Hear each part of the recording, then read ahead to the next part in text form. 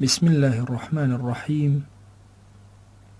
الحمد لله رب العالمين، والصلاة والسلام على خير خلق الله محمد وعلى آله وأصحابه الكرام وتابعيهم بإحسان إلى يوم الدين. ربنا أرنا الحق حقا وارزقنا اتباعه، وأرنا الباطل باطلا وارزقنا اجتنابه. ربنا آتنا في الدنيا حسنة وفي الآخرة حسنة وقنا عذاب النار. خۆشەویستانم، داوامە لە ذاتی پاکی پەروەردگار ئارامی و میهرەبانی بەسەر دڵ و دەروونمانە ببارێنێ. داوامە لە ذاتی پاکی پەروەردگار سەرفرازی ئەم دنیا ئەو دنیامان بکە. خۆشەویستانم، ئێمە لە بەرنامەی سەدای عاریفان، بەرنامەیەک لە خزمەتتان نابوون وەکو سەرەتایەک. ئێستا ئەمانەوێت بچینە سەر ئەو ڕێباز و ڕێگایانەی کە بە زووترین کات ئەگەینە معریفەتی خوا و ناسینی خوا جەلە جەلالوه. خواناسی لە لای ئێمە زۆر گرنگە، گرنگترە لە ئیسلام دۆستی. ئێمە هەمومان زۆر کات ئیسلام دۆستین، خوا دۆستین، بەڵام خواناسی ڕاستەقینە نین، بە حەقیقەت ئەو ناناسین. هەر یەکێک لە ئێمە گرنگە لە ژیانی خۆیان ساتانێکی هەبێ بۆ ناسینی خوا، بۆ نزیک بوونەوە لە خوا. ئەو ڕێگایانەی کە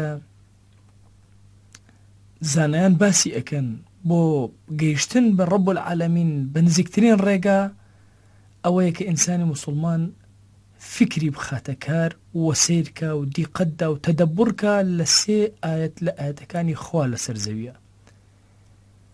ئاياتێکی خوا هەن پێیان ئەوترێ ئاياتی خەلقی، ئاياتی کەونی، کە ئینسان بڕوا لەو دەشت و دەر و لەو دەور و بەرە سیرکە.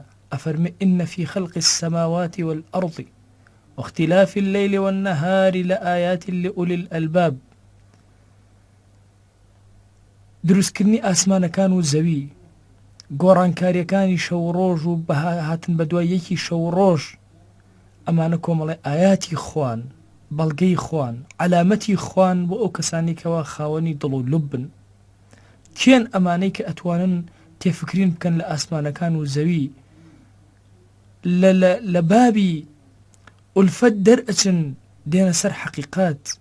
ئەوانن کە یذکرون الله قیاما وقعودا وعلى جنوبهم، بە پێوە، بە دانیشتنەوە، بە ڕاکشانەوە ذکری خوای گەورە ئەکەن. وەیەتەفەکەڕون، تەنها ئەوە نیە ذکرێ بکەن بڵێن سبحان الله و نەزانن ئەڵێن چی. نا، وەیەتەفەکەڕون فی خەلق السەماوات والأرض، سەیری ئاسمانەکان زەوی ئەکەن، تێ ئەفکرن لە دروستکردنیان، لە گەورەییان. ربنا ما خلقت هذا باطلا، پەروەردگارە تۆ ئەمەد بە بەتاڵ دروست نەکردووە. سبحانك، پاک و بێگردی بۆ تۆ پەروەردگارە. فقنا عذاب النار، بمان پارێزە لە عذابی ئاگر. ئینسانی موسڵمان کاتێکەوە تێ ئەفکرێ لە کەون، تێ ئەفکرێ لە کائینات، یەت سیر ئەکات. ئەمە بەهارێکە کە گەشتێک ئەکا لە بەردەم گیایەکە کەمێک ڕائەوەستێ، سەیری ڕەنگی ئەکا، سەیری بۆنی ئەکا، سەیری تامی ئەکا، سەیری جوانیەکانی ئەکا، سەیری نەشە و گەشەی ئەکا، ئارامێکی سەیر ڕووی تێ ئەکا، چونکە ئەزانێ ئەمە بێخاوەن نییە. مرۆڤایەتی و زانستەکانی مرۆڤایەتی چیان کردووە؟ هاتوون لە کەونی خوایە، سەیری شتەکانی خۆیان کردو، هیچ تریان پێ نەبڕاوە. ئێمە لە بەیانی تا ئێوارە بین دراساتەکانی ناسای ئەمریکی بخوێنینەوە، هەستەکەین تەنها سەیرێکی گردونیان کردووە، دیقەتێکی زیاتری گردونیان داوە. هەموو مرۆڤایەتی هەتا ئێستا ئەوەندەی کە توانیوێتی گەشتوەتە سەر مانگ، ئیتر لەو لە هیچ شتێکی تری پێ نەکراوە. دەیان جار محاولات کراوە بۆ ئەوەی بڕۆنە دەرەوەی کەون، بەڵام هیچ مرۆڤێک ناتوانێت بچێتە دەرەوەی کەون، تەنها ئەوەندەیە سیر ئەکرێ.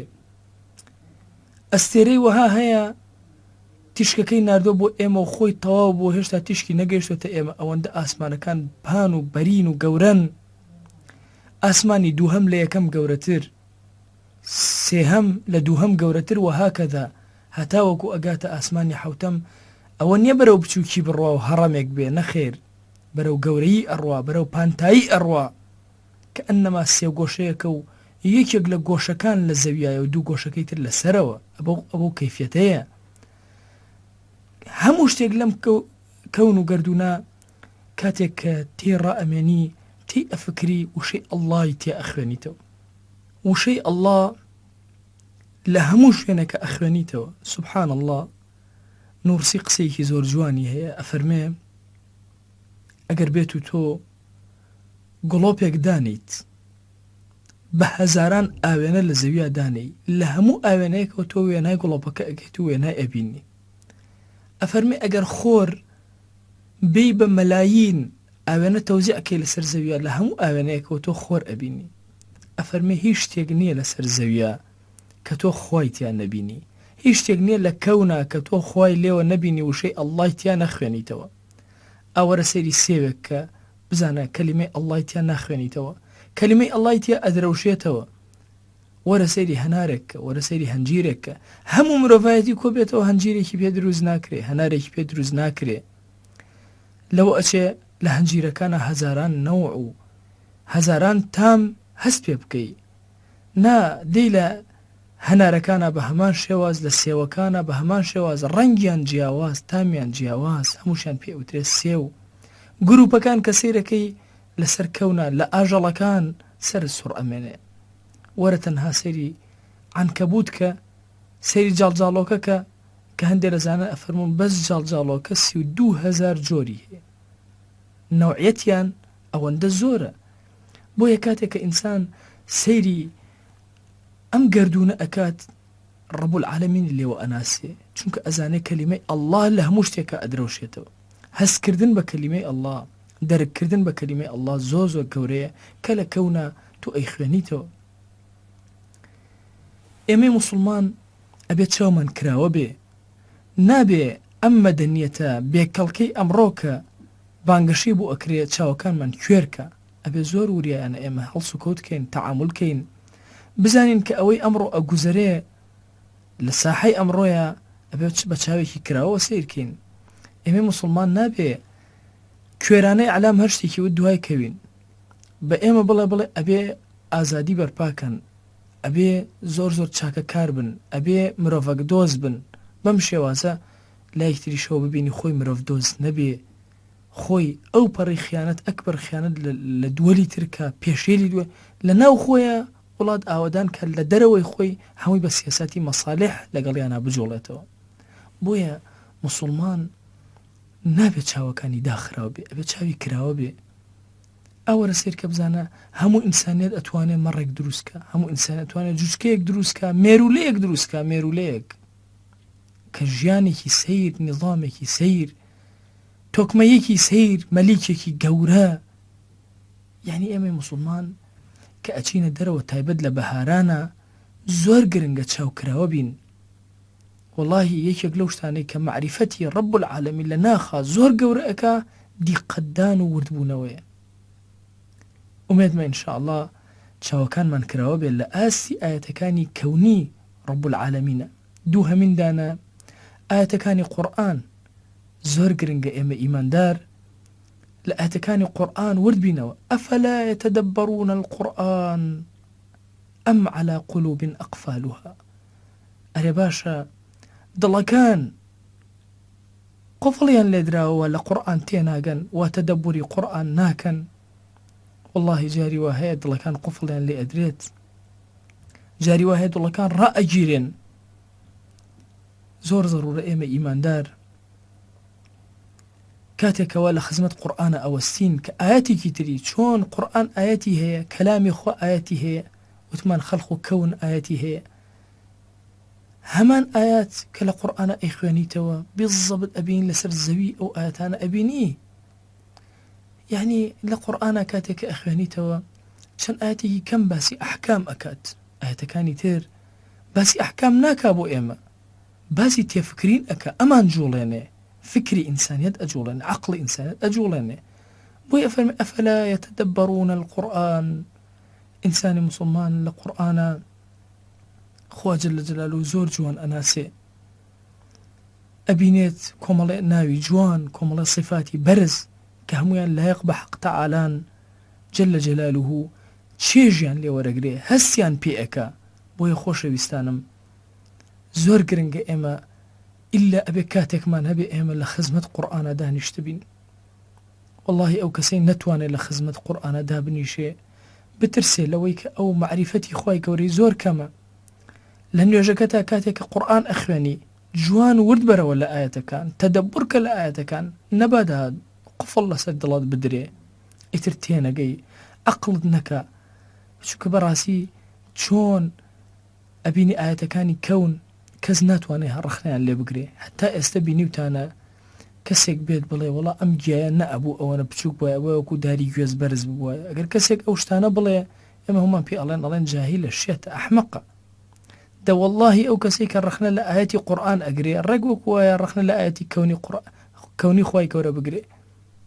بۆیە کاتێکە کەسێک ئەبینی ئەڵێ ئیسلام مافی ئافرەتی نەداوە و لە قورئان ڕەخنەم هەیە و ئەوان بەزەید بە حاڵی ئەیەتەوە.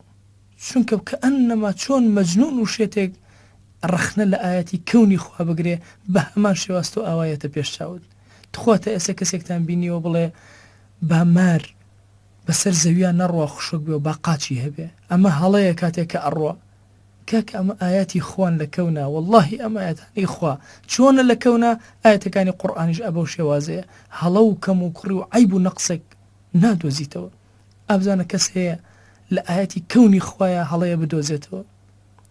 یەک کەس جورئەتی ئەوە ناکا باسی کا چونکە ئێمە هەمومان بە شێت و گەمژەیەتە پێشچاومان. ئەگەر ئینسانێک عاقڵ بێ شتێک کە تۆ خاوەنی نیت ڕەخنە لە چی ئەگری ئەوە دەستورە بۆ کەون دانراوە قورئانیش دەستورە بۆ مرۆڤ دانراوە.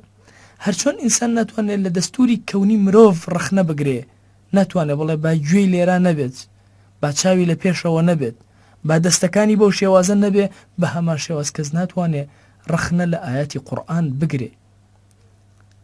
ئێمەی موسڵمان پێویستمان بەوەیە چۆن تەفەکوور ئەکەین بیر ئەکەینەوە لە بەردەم ئاەتی قورئانە لە ئاەتی کەونە ئەوەستین پێویستە ئاواش لە بەردەم ئاەتی قورئانە بوەستین. چۆن لە بەردەم ئاەتی قورئانە ئەوەستین ئاواش لە بەردەم ئاەتی کەونە بوەستین تەدەبورکەین تێبفکرین هەومان بەدڵ بڵێن سبحانك اللهم وبحمدك سبحانك اللهم وبحمدك كلمة سبحان الله يعني باكو بيقردي بوتو يا رب باكو بيقردي بوتو. أما دو لو رقاني كوا إنسان برو معرفتي خدا جل جلاله أبا رقاي سهم للرقا كان تفكرين كان بو ناسيني خوا جل جلاله بريتيا لا سيركردن و تێڕوانین لە ئاەتی تەکوینی خوددا هەندێک لە عولەما فەرموون ئاياتی ئەفعالی خوددا یعنی تێڕامان لە کردەوەکانی رب العالمین لەسەر زەویە. رب العالمین سەرجمان زۆر لە قورئانە ڕائەکێشێت بۆ ئەم لایە ئەفەرمێ قل سیروا في الأرض بڕۆن بەسەر زەویە بگەڕێن ثم انظروا پاشان جوان بیرکەنەوە تێبفکرێن كيف كان عاقبة المكذبين أوانك الدين يعني بدر أخستوا عاقبتيان شون بو بچ شێوازێ بوو. ئەم جۆرە سیرکردنەی ئەوەی کە ڕوویدا وە لەسەر زەوی سیرکردنی مێژووی زەوی يومئذ تحدث أخبارها ڕۆژێکی زەوی هەموو خەبەری خۆیمان بۆ ئەگێڕێتەوە بە تەفسیل زەوی وهەیە ئێمە بەسەریا ئەڕۆین خۆمان زۆر بە جوان یەتە پێش چاو خۆمان زۆر بە ئازاد دلێر پاڵەوان یەتە پێش چاو. سبحانك يا رب چەند کەسی پاڵەوانتر لە ئێمە جوانتر لە ئێمە دەوڵەمەندتر لە ئێمە ئازاتر لە ئێمە بەسەر ئەو زەویە تێپەڕی عالمتر لە ئێمە. گرنگە ئێمە ئیماندار کە بەسەر زەویە ڕۆشتین بە هەوانتە بەسەر زەویە نەڕۆین تێبفکرین بزانین ئەم کەون و کائیناتە خەڵکێک لە پێش ئێمەوە ڕۆشتووە دوو جۆر بوون. جۆرێکیان فعلەن خواناز بوون زەویان ئاوەدان کردوێتەوە جۆرێکیان فعلەن دژ بە رب العالمین بوون و بە دڵنیاییشەوە کاتێکەوە بەسەر زەویە ڕۆشتوون زەوی لعنەتی لێکردوون نەفرەتی لێکردوون. كيف كان عاقبة المكذبين ئەبڕۆ سەیری فرعون کە سەیری عاد کە ثەمود کە لە زمانی خۆمانە سەیری ئەو هەموو تاغیە گەورەکە کە یەک بە دوایە کە ئەکەون هیتریش بە دوایە ئەکەون. مێژووی زەوی مێژوویەکی دوور و درێژە، پێویستە ئینسانی ئیماندار قوڵتر لە مەسەلەی زەوی و گەڕان بەسەر زەویە بکۆڵێتەوە. خوا ئەمری پێکردوون سیرۆ فی الئەڕض، ئەمری پێکردوون کە سەیران بکەین، سەفرە بکەین. بەڵام هەدەف لەم سەفرە و سەیرانەی ئێمە چییە؟ هەدەف لەلای ئێمە ئەوەیە کە ثم انظروا دیقەت بدەین و سیرکەین پێش ئێمە چەندێک خەڵک گوزەری کردو و چەندێک ڕۆشتووە. واللهی جاری وا هەیە مشتێ زەوی هەڵ ئەگری، کاتێک کە دیقەت ئەدەی لە بەردەمی ئەوەستی لایەک ئەبینی ئەم مشتە زەویە هەموو دەسەڵاتی خۆی تێ ئەخوێنیتەوە. لایەک دیقەت ئەدەی هەرچی ڕەنگە لەم مشتە زەویەیە، هەرچی جوانیە لەم مشتە زەویەیە، هەرچی بۆنە، هەرچی تامە، هەرچی گەشەیە لێرێ.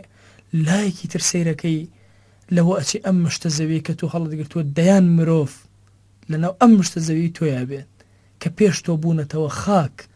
ئەم خاکەی کە ئێمەی بەسەرا ئەڕۆین، ئەم خۆڵ و گڵەی ئێمەی بەسەرا ئەڕۆین، حتمما خەڵکێک لە پێش ئێمە تیایان نێژراوە مردووە. بۆیە ئیمامی ئیبن کەثیر ڕەزا و ڕەحمەتی خوای لێبێ